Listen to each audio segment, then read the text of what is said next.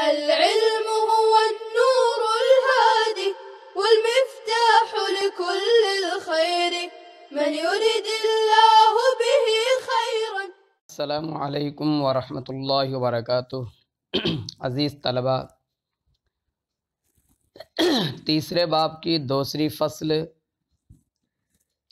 جو مد کے بیان میں ہے اس کی تفصیل آپ کے سامنے آ رہی تھی۔ ہم یہاں تک پہنچے تھے کہ مد لازم حرفی مثقل اور مد لازم حرفی مخفف کی مثال، چند مثالیں مصنف رحمۃ اللہ علیہ نے دی ہیں۔ پہلے آپ کو یہ معلوم ہے کہ مد لازم کسے کہتے ہیں؟ اگر حرف مد کے بعد سکون لازم آئے تو اس کو مد لازم کہتے ہیں۔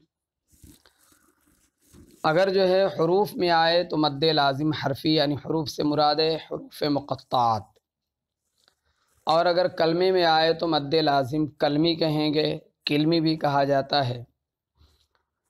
پھر مصنف نے یہ بتلایا تھا کہ مد لازم حرفی اگر حروف مقطعات میں حرف مد کے بعد سکون لازم بصورت تشدید آئے تو اس کو مثقل کہتے ہیں، اور بصورت تخفیف ہو تو اسے مخفف کہتے ہیں۔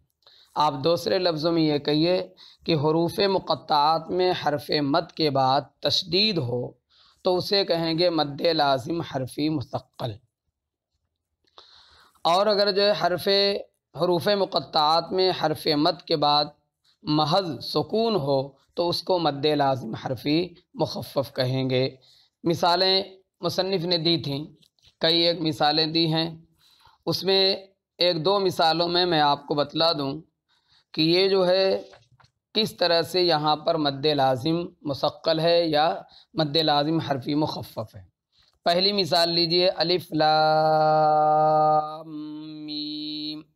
اب یہاں پر جو آپ پڑھ رہے ہیں تو لام کے بعد جب میم پڑھتے ہیں تو میم پہ تشدید آتی ہے، لہذا لام میں مد لازم حرفی مثقل ہوگا، اور میم پر جب وقف کرتے ہیں تو حرف مد کے بعد سکون آ جاتا ہے تو اس کو کہیں گے مد لازم حرفی مخفف۔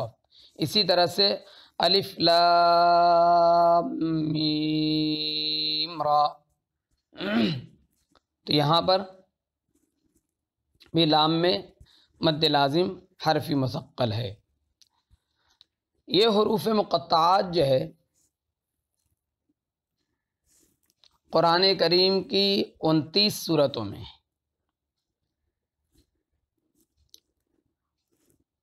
اور یہ حروف مقطعات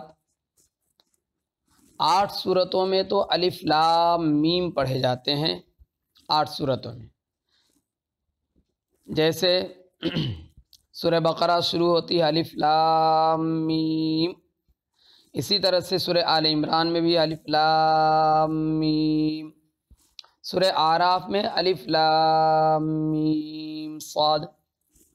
تو یہ جو لفظ الف لام میم ہے، کہیں پر الف لام میم را ہے اور کہیں الف لام میم صاد ہے، تو یہ لفظ الف لام میم 8 جگہ پر آیا ہے۔ پھر اس کے بعد دیکھیں الف لام را، الف لام را یہ 5 جگہ پر آیا ہے، اور ایک جگہ کاف ہا یا عین صاد ہے۔ حامیم یہ 7 جگہوں پر آیا ہے۔ طٰہٰ، طاسیم میم، طاسین، طٰہٰ اور طاسین یہ ایک جگہ، اور طاسیم میم یہ 2 جگہ۔ اسی طرح سے یاسین، صاد، قاف، نون، یہ سب ایک جگہ واقع ہوئے۔ بہرحال 29 سورتوں کے شروع میں، تو اب یہاں پر اس کو پہچاننے کا طریقہ یہ ہوگا کہ جہاں پر آپ دیکھیں کہ حرف مد کے بعد تشدید آ رہی ہے تو وہ مد لازم حرفی مثقل کہلائے گا، اور اگر محض سکون آتا ہے تو اس کو مخفف کہیں گے، یعنی مد لازم حرفی مخفف۔ اب یہاں پر ایک بات اور بھی سمجھ لیجیے آپ کہ حروف مقطعات جو صورتوں کے شروع میں الگ الگ پڑھے جاتے ہیں، یہ کل حروف مقطعات جو ہے 14 ہیں، جن کا مجموعہ ہے صلہ سحیرن من قطعک، صلہ صاد لام ہا، سحیرن سین ہا یا را تنوین کے ساتھ جو ہے سحیرن، من قطعک میم نون قاف تا عین اور کاف، یہ جو ہے 14 حروف ان تمام صورتوں میں جو 29 صورتیں ابھی آپ کو بتلائی گئیں کہ یہ کلمات اتنی جگہ ہیں، تو 29 صورتوں میں جو یہ کلمات آئے ہیں اس میں 14 حرف استعمال ہوئے ہیں۔ اب یہ 14 حرف جو ہے 5 قسموں میں پائے جاتے ہیں۔ ایک کو احادیات کہا جاتا ہے، بعض لوگوں نے مفردات کہا ہے۔ یہ ایک ایک حرف ہیں اور یہ 3 صورتوں میں آئے ہوئے ہیں، ایک سورہ قاف میں قاف والقرآن، اسی طرح سے سورہ نون والقلم، سورہ قلم میں نون، اسی طرح سے جو ہے سورہ صاد ہے صاد، ان کو مفردات بھی کہتے ہیں اور کیا نام ہے احادیات بھی کہتے ہیں۔ اس کے بعد جو ہے ثنائیات، بس اتنی باتیں آپ کو بتلائیں گے، باقی جو ہے اور بھی تفصیل اس میں ہے، وہ آئندہ کتابوں میں آپ پڑھیں گے۔ ثنائیات یعنی دو حرف، دو حرف جو ہے یہ 4 صورتوں میں آئے ہوئے ہیں۔ ایک ہے طٰہٰ، دوسرے جو ہے یاسین، تیسرے جو ہے طاسین، چوتھے جو ہے حامیم، یہ 4 ہیں، 4 صورتوں میں نہیں بلکہ 4 ہیں یہ ثنائیات۔ اس کے بعد جو ہے ثلاثیات، یہ جو ہے 13 صورتوں میں ہیں، سورہ بقرہ، سورہ حجر، سورہ یونس، سورہ ہود، سورہ یوسف، سورہ ابراہیم، سورۃ الشعراء، سورہ قصص، سورہ عنکبوت، سورہ روم، سورہ لقمان، سورہ سجدہ۔ پھر رباعیات یعنی 4 حرف والے، یہ جو ہے ایک سورہ اعراف میں ہے اور ایک سورہ رعد میں ہے، الف لام میم صاد، الف لام میم را، اور 2 صورتوں میں خماسیات ہیں، ایک سورہ مریم، ایک سورہ شورى۔ سورہ مریم میں کاف ہا یا عین صاد، سورہ شورى حامیم عین سین قاف وغیرہ۔ بہرحال یہ جو ہے حروف مقطعات میں اب پہچاننے کا طریقہ یہ ہوگا کہ بہت سی جگہوں پر آپ کو اس میں مد اصلی بھی ملے گا، جیسے کاف ہا یا، ہا اور یا میں، اسی طرح سے طاسیم میں تا، طاسیم تا میں جو ہے مد اصلی ہے۔ تو جہاں کہیں حرف مد کے بعد تشدید آئے اس کو حرف مثقل کہنا، اور جہاں کہیں صرف سکون آئے اس کو جو ہے مد لازم حرفی مخفف کہا جائے گا۔ آگے بتلا رہے ہیں اور مد لازم کلمی مثقل کی مثال دابہ، اور مد لازم کلمی مخفف کی مثال آن۔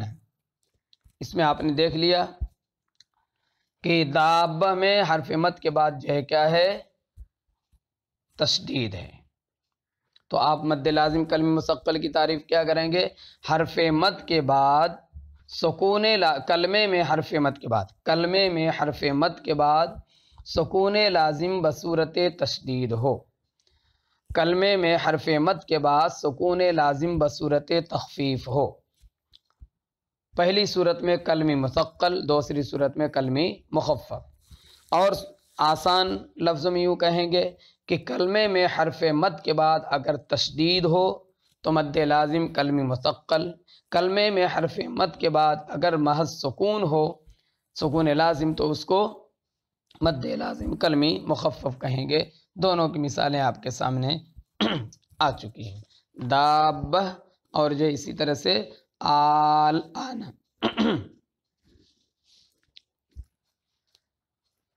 آگے چلیے، اور جب واو یا ساکن کے پہلے فتحہ ہو، اور جب واو یا ساکن کے پہلے کیا ہو؟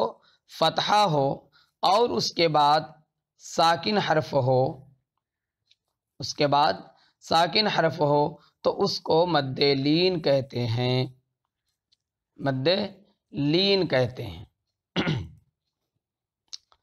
مد لین کہیں گے، اگر سکون لازم ہے تو مد لین لازم بن جائے گا، اور اگر جو ہے سکون عارض ہے تو مد لین عارض بن جائے گا۔ جیسے عین مریم اور عین شورى میں یہ مد لین لازم ہے، کاف ہا یا عین صاد، تو نون پہ جو سکون آ رہا ہے یہ سکون لازم ہے۔ اسی طرح سے حا میم عین سین قاف، تو اس کو مد لین لازم کہتے ہیں۔ اور اگر سکون عارض آتا ہے جیسے خوف اور صیف، تو اس کو مد عارض، مد لین عارض کہتے ہیں۔ بہرحال آگے فرما رہے ہیں کہ اور جب واو یا ساکن کے پہلے فتحہ ہو اور اس کے بعد ساکن حرف ہو تو اس کو مد لین کہتے ہیں، اور اس میں قصر، توسط، طول تینوں جائز ہیں۔ اور عین مریم اور عین شورى میں قصر نہایت ضعیف ہے اور طول افضل اور اولا ہے، طول افضل اور اولا ہے، قصر نہایت ضعیف ہے، یعنی دو وجہ اس میں ہوگی۔ اس لیے کہ مد کے جو دو سبب آپ کو بتلائے گئے تھے، سکون اور اسی طرح سے حمزہ، تو سکون اور حمزہ میں مد کے جو دو سبب ہیں، ان میں قوت اور ضعف کے اعتبار سے تقسیم ہے۔ سب سے قوی جو ہے سکون لازم ہے، اور اس کے بعد جو ہے مد متصل ہے، پھر سکون عارض ہے، پھر مد منفصل ہے۔ اس طرح سے ان میں جو ہے کیا کہتے ہیں، قوت اور ضعف کے اعتبار سے تقسیم ہے۔ تو جو سکون لازم ہوتا ہے وہ مد کا سبب قوی ہے، اس وجہ سے عین مریم اور عین شورى کے اندر گرچہ کی حرف علت کے بعد وہ آ رہے ہیں، یعنی کیا نام ہے، واو لین اور یا لین کے بعد آ رہے ہیں، واو لین اور یا لین کے بعد آ رہے ہیں، پھر بھی وہ محض سکون لازم ہونے کی وجہ سے اس میں طول افضل ہے اور قصر جو ہے نہایت ضعیف ہے۔ آگے فرما رہے ہیں سورہ آل عمران، سورہ آل عمران کا الف لام میم اللہ، وصل کی حالت میں میم ساکن، اجتماع ساکنین علی غیر حد ہی کی وجہ سے مفتوح پڑھی جائے گی، اور اللہ کا حمزہ نہ پڑھا جائے گا، اللہ کا حمزہ نہ پڑھا جائے گا۔ اور میم میں مد لازم ہے، میم میں کیا ہے، مد لازم، کیونکہ وہاں پر سکون آ رہا تھا، کیسا سکون لازم آ رہا تھا، اس وجہ سے مد لازم ہے۔ اور میم میں مد لازم ہے، اس وجہ سے وصل میں طول اور قصر دونوں جائز ہیں۔ اب جو ہے اگر مد لازم ہے تو قیاس کا تقاضا تھا کہ صرف طول ہوتا، مگر جب وصل میں میم پر فتحہ پڑھا جائے گا تو اس وقت طول اور قصر دونوں جائز ہوگا۔ طول کیوں ہوگا؟ طول اس لیے ہوگا کہ اصل میں مد لازم ہے، اور میم پہ جو حرکت آئی وہ حرکت عارضی ہے، تو حرکت عارضی کا اعتبار نہ کیا جائے، کیونکہ ایک قاعدہ ہے العارض لا یعتبر، عارض کا اعتبار نہیں ہوتا ہے، تو اس اعتبار سے گویا کہ وہاں پہ حرکت آئی نہیں، تو وہاں پہ طول کیا جائے گا۔ اور قصر جو کہا جاتا ہے، قصر کرنے کی بات، تو وہ اس لیے کہ حرکت گرچہ عارضی ہے لیکن آئی تو صحیح، جب حرکت آ گئی تو حرف مد کے بعد سکون رہا ہی نہیں، تو پھر اب جو ہے وہ جو مد کا سبب بننا تھا سکون کا آنا، تو سکون ہے ہی نہیں، تو جب سکون نہ ہو تو حرف مد کے بعد اگر حرکت آتی ہے تو حرف مد میں قصر کیا جاتا ہے، کیونکہ وہاں مد اصلی بن جاتا ہے، اس وجہ سے ہاں البتہ یہاں پہ توسط نہیں کریں گے، یا تو طول کریں گے یا پھر قصر کریں گے۔ آگے ایک جو ہے تنبیہ فرما رہے ہیں فائدے کے تحت، حرف مدہ جب موقوف ہو تو اس کا خیال رکھنا چاہیے کہ ایک الف سے زائد نہ ہو جاوے، ایک الف سے زیادہ نہ ہو، یعنی حرف مد کے بعد اگر کوئی سکون وغیرہ آتا ہے، حمزہ آتا ہے تو وہاں مد کیا جاتا ہے، لیکن جب حرف مد پہ آپ جو ہے وقف کر دیں گے تو اب جو ہے نہ سکون آئے گا نہ حمزہ آئے گا، تو اب جو ہے حرف مد کی جو مقدار ہے ایک الف اتنی پڑھنی چاہیے۔ تو کہہ رہے ہیں کہ ایک الف سے زائد نہ ہو، اور دوسری یہ کہ بعد حرف مدہ کے ہا یا حمزہ نہ زائد ہو جاوے، مثل قالو، فی، ما، لا، جیسا کہ اکثر خیال نہ کرنے سے ہو جاتا ہے۔ بعض لوگوں کو آپ نے سنا ہوگا یوں پڑھ دیں قالو، ہو جاتا، ہا زیادہ ہو جاتا ہے، اسی طرح سے فی حمزہ زیادہ ہو گیا، تو حمزہ بھی نہیں ہونا چاہیے کیونکہ وہ بھی غلط ہے، اور ہا کی آواز بھی نہیں پیدا ہونا چاہیے، ہا بھی نہیں نکلنا چاہیے، وہ بھی غلط ہے۔ اب جو ہے چونکہ حرف مد اصلی کی مقدار کتنی ہے؟ صرف ایک الف، تو ایک الف کے برابر وہاں پر مد کیا جائے گا اور سانس کو توڑ دیا جائے گا، پڑھا جائے گا قالو فی ما لا، اس طرح سے اس کو پڑھا جائے گا۔ بہرحال عزیز طلبہ، مصنف رحمۃ اللہ علیہ نے یہاں پر مد کی تفصیل میں اولاً یہ بتلایا تھا کہ مد کی دو قسمیں ہیں، اصلی اور فرعی۔ مد اصلی اس کو کہتے ہیں کہ حرف مد کے بعد نہ حمزہ ہو نہ سکون ہو، اور مد فرعی اس کو کہتے ہیں کہ حرف مد کے بعد حمزہ یا سکون آوے۔ اگر جو ہے حرف مد کے بعد حمزہ آتا ہے تو اس کی دو قسمیں ہیں، متصل اور منفصل، کیونکہ حمزہ یا تو ایک کلمے میں ہوگا یا الگ کلمے میں ہوگا دوسرے کلمے میں۔ اگر ایک کلمے میں ہے تو مد متصل ہے، اور اگر دوسرے کلمے میں ہے تو مد منفصل ہے، یہ ہو گیا۔ اور اگر جو ہے سکون آتا ہے تو سکون جو ہے دو طرح کا ہے، یا تو سکون لازم ہوگا یا سکون عارض ہے۔